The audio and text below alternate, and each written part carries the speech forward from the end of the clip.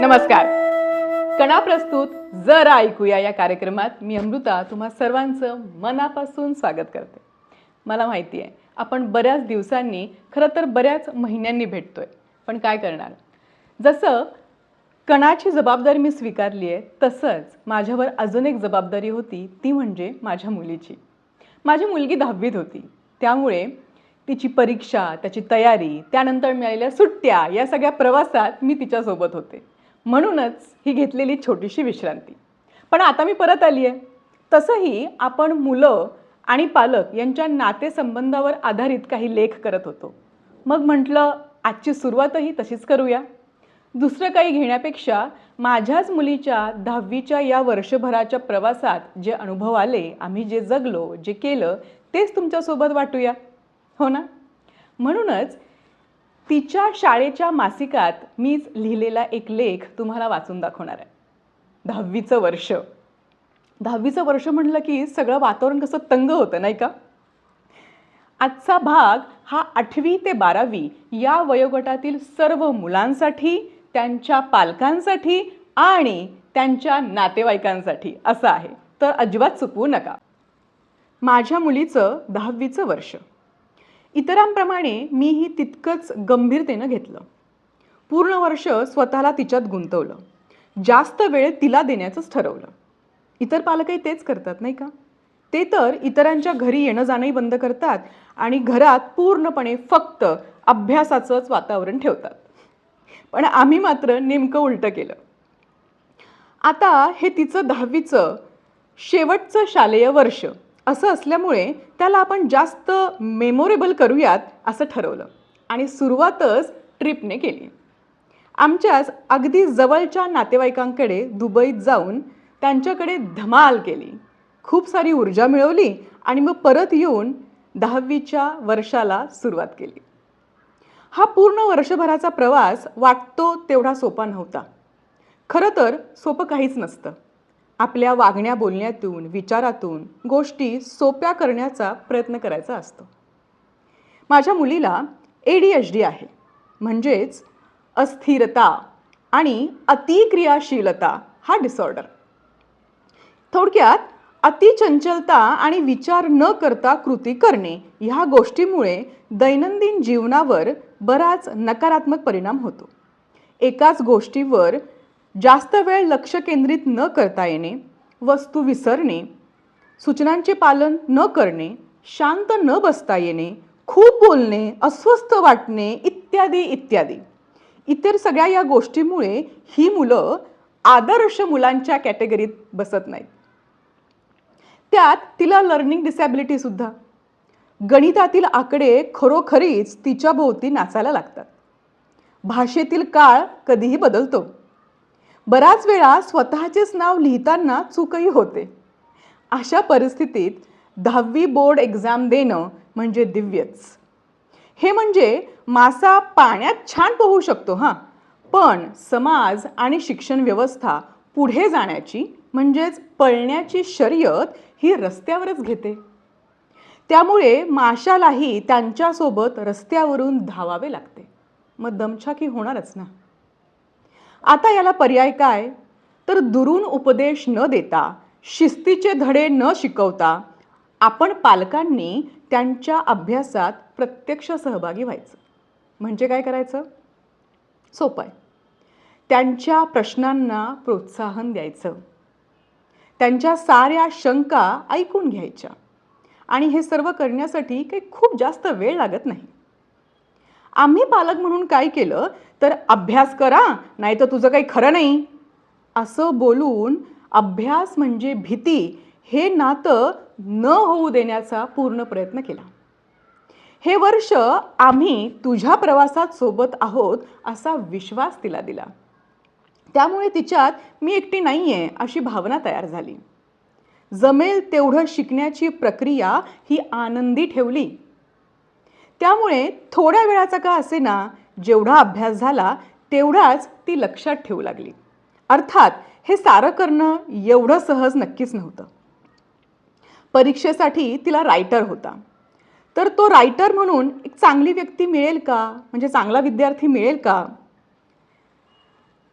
तो विद्यार्थी ती जे सांगेल ते सारं नीट लिहू शकेल का? तिला सगळी उत्तरं सांगता येतील का? हे जे काही शिकले आहे ते मला परीक्षेत आठवेल का? काही विषयांचीच घोकमपट्टी का करत राहायची? याचा नेमका उपयोग काय? मी हे का शिकायचं? इत्यादी, इत्यादी, इत्यादी. असे 1 ना 10 प्रश्न सतत तिच्या डोक्यात असायचेच. एक्झाम पेपर लिहिण्यासाठी परावलंबी असल्याचा तिला त्रासही व्हायचा. बरीच मुलं तिच्याकडे वेगळ्या नजरेने बघायची आणि काही तर, तुझं तर छान आहे की बाबा, दुसरंच कोणीतरी पेपर लिहिणार आहे, तुला तर फक्त सांगायचं आहे.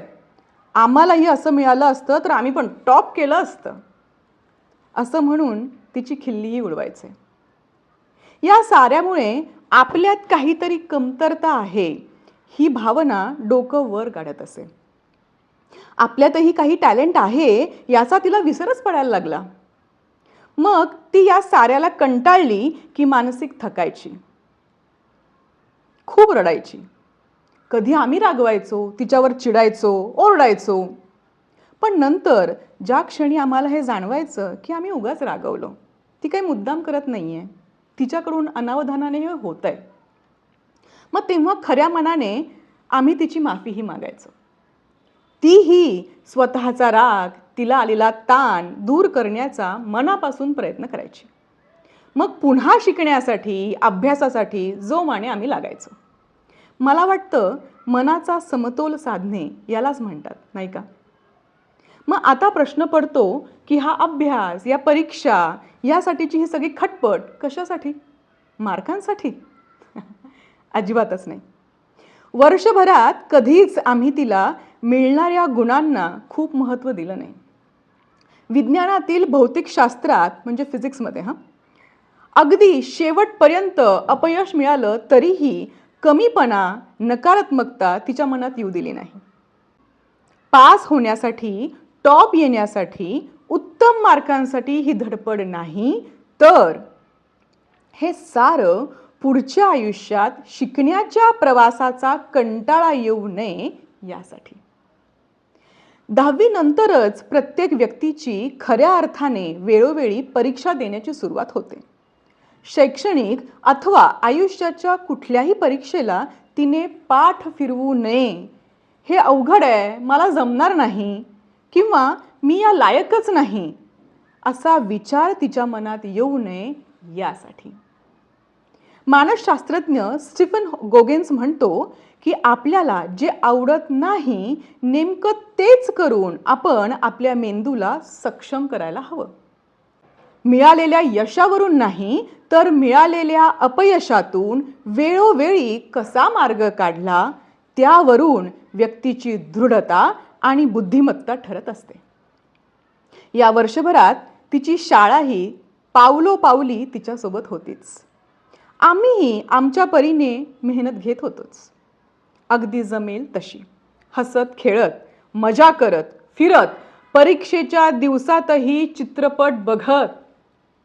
मनावर दडपण घ्यायचं नाही आणि बिनधास्त विश्वासाने साऱ्या गोष्टींना सामोरे जायचं, हाच विचार ठेवला. आयुष्यातील तिच्या प्रवासात आम्ही नेहमीच तिच्यासोबत असू हा विश्वास तिला दिला. आता रिझल्ट काही येवो त्याची चिंता नाही. काय मंडळी, झेपलंय मी जे सगळं सांगितलंय ते? काही लोकांना कदाचित आवडेल आणि काही लोकांना अजिबात पटणार नाही. काही म्हणतील की हे सगळं बोलणं सोपं आहे हो, करणं नाही. मुलं आजकाल अजिबात ऐकत नाहीत, अभ्यासाच्या नावाचा पत्ता नाही, सतत फोन घेऊन हातात बसतात, गेम खेळत असतात किंवा अजून काहीतरी मस्ती करत असतात. एवढी स्पर्धा वाढली आहे, एवढ्या सगळ्या गोष्टी होत आहेत, त्यांनी त्यांच्या आयुष्यात अभ्यास नाही केला तर पुढे कसे जातील? तुमच्या सगळ्या या चिंता मला पटतात, पण त्यासाठी आपण जो मार्ग अवलंबतो त्याने यश मिळतंच असं नक्कीच नाही. खरं तर जेव्हा हा लेख लिहिला तेव्हा तिचा निकाल लागलेला नव्हता, पण आता तो लागलाय. मला तिचा जो निकाल आहे तो इथे सांगायला यासाठी आवडेल कारण मगच तुम्ही ह्या दुसऱ्या मार्गाचा सुद्धा विचार नक्की कराल. हा सगळा 10वीचा प्रवास आम्ही केल्यानंतर तिला मिळालेला निकाल म्हणजे 94.20%, म्हणजेच 94.20. खरं तर या मार्कांचा आम्हाला एवढा आनंद नाही आहे जेवढा तिने ताकदीनं आणि न थकता हा प्रवास पूर्ण केला त्याचा आहे.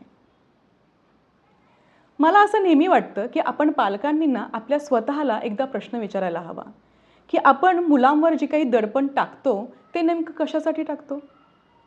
खरंच आपल्याला मुलांचा सर्वांगीण विकास हवा असतो की आपल्याला हे जास्त ऐकायला आवडत असतं की आपल्या शेजारची लोकं, आपले नातेवाईक आपल्याला येऊन सांगतील की वा तुमची मुलं हुशार आहेत हां. जर यासाठी तुम्ही त्यांच्यावर दडपण घालत असाल तर थोडंसं थांबा, कारण ते खरं नाही आहे. खरं आहे तुमचं आणि तुमच्या मुलांचं एकमेकांचं नातं, त्याच्याबद्दल असलेला विश्वास. त्यांनी त्यांच्या पुढच्या आयुष्यात जी काही अडचणी येतील, जी काही संकटं येतील, त्यासाठी त्यांना उभं राहता येतंय का? 2 हात करता येत आहेत का? आपण त्यांच्यासोबत आहोत हा विश्वास त्यांना आहे का? हे सगळ्यात जास्त महत्त्वाचं आहे. त्यासाठी कणा तुमच्या सतत सोबत आहे. तुम्हालाही जर तुमच्या मुलांची एवढी चिंता वाटत असेल, त्यांच्या 10वी-12वीची काळजी वाटत असेल, अभ्यासाची काळजी वाटत असेल, तर ती काळजी थोडी थांबवा. मुलांसाठी आणि पालकांसाठी कणा तुमच्यासाठी सदैव तयार आहे. एक पालक म्हणून आणि एक छोटीशी समुपदेशक म्हणून तुम्हाला मदत करायला मला नक्कीच आवडेल. असं जर तुम्हाला काही वाटत असेल तर माझ्यापर्यंत नक्की पोहोचा. कमेंट करा किंवा मी इथे खाली डिस्क्रिप्शनमध्ये माझे काही डिटेल्स देऊन ठेवते, तिथपर्यंत पोहोचा. आपण मिळून तुमचा हा मार्ग जास्त सोपा आणि सोयीस्कर करूयात आणि मुलांचा खऱ्या अर्थाने सर्वांगीण विकास कसा व्हावा याकडे बघूयात. चालेल? मला खात्री आहे तुमच्यापैकी बरेच पालक आणि बरीच मुलं माझ्यापर्यंत नक्की पोहोचतील. मी तुमची वाट बघते. धन्यवाद.